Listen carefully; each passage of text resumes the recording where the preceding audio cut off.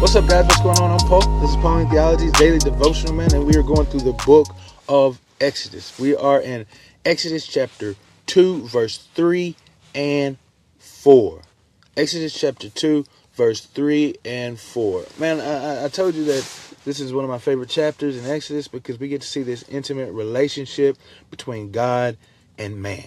We're going to see a conversation happen, man, and if you're ready, hey, let's get it, man. So if you haven't read it yet, stop the tape, read it, see what it says, come back, and then we're going to get into this thing. If you've already read it, man, let's jump into it already. What's happening? That's the first question we asked. We asked 3 questions. The first question is, what's going on in the scriptures? What's actually happening in the scriptures? And we see that Moses saw this great wonder, man.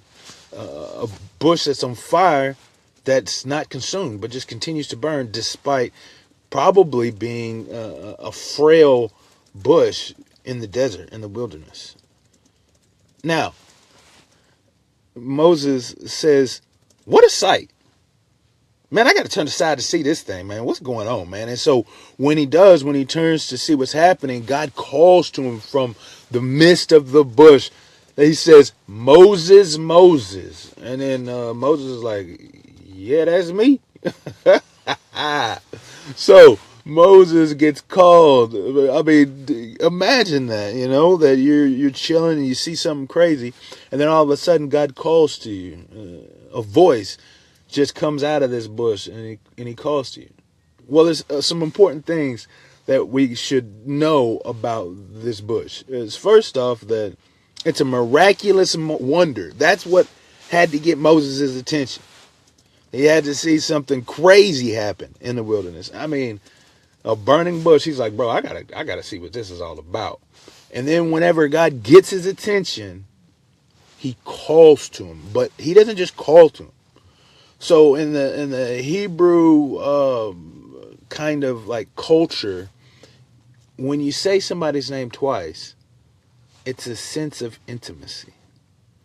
I think we talked a little bit about that in John when Jesus uses that and he says, Martha, Martha. He's calling to her in an intimate sense. He's Peter, Peter.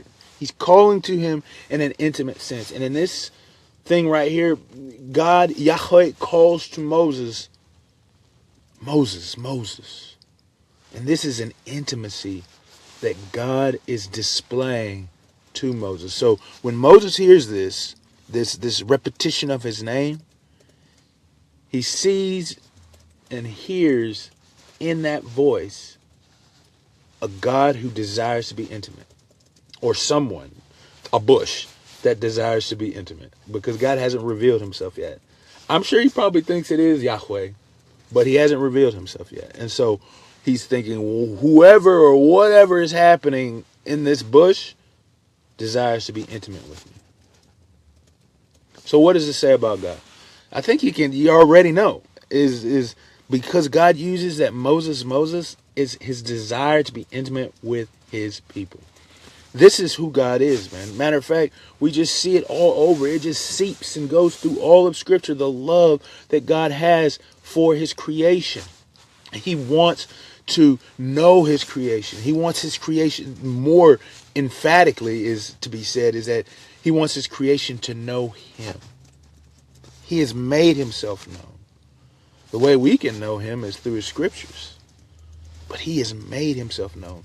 He desires to have that intimacy with us, man. As we read these scriptures, he's calling out your name. He's saying, Paul, Paul, know me. Know me. And he's saying the same thing to you. He's calling you so that you might know him. What's this say about man? I think it says that, man, that we are intimately loved. That's awesome. That we are intimately desired by the God of the universe, the one who has created everything. He desires us. I think another thing that it says is sometimes it takes some crazy things for God to get our attention. It takes some miraculous things to get our attention.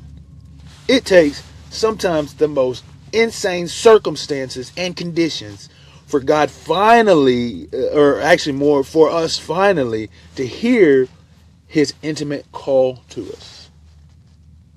And so how do we apply these truths to our lives, man? What's going on in your life right now? Is God Is God doing something and you just hadn't been hearing his voice? Is God like moving circumstances in your life so that you can finally slow down and listen to what he has to say to you? The application today: stop and listen. Turn aside and see. Hear God's voice intimately calling to you so that he might know you. And as we know, send you out. Send you on a mission. Hey, I appreciate you guys for listening, and I'll see you in the next episode.